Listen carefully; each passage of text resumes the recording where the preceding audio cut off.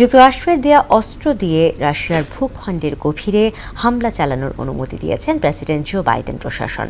যুক্তরাষ্ট্রের মিসাইল ব্যবহার করে ইউক্রেন যদি রাশিয়ায় হামলা চালায় তাহলে তৃতীয় বিশ্বযুদ্ধ শুরু হবে বলে সতর্কতা দিয়েছেন রুশ আইন প্রণেতা আন্দ্রেই ক্লেসাস।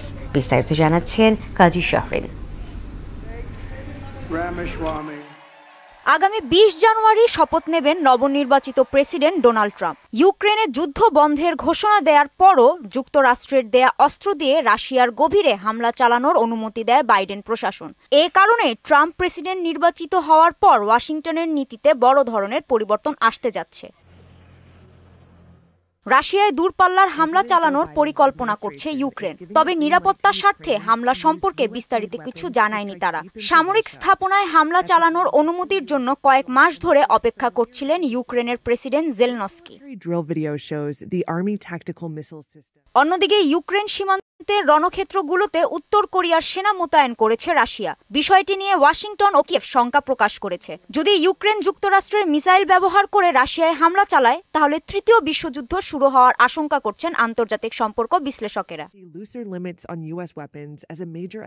কাজী শাহরিন, মোহনা সংবাদ।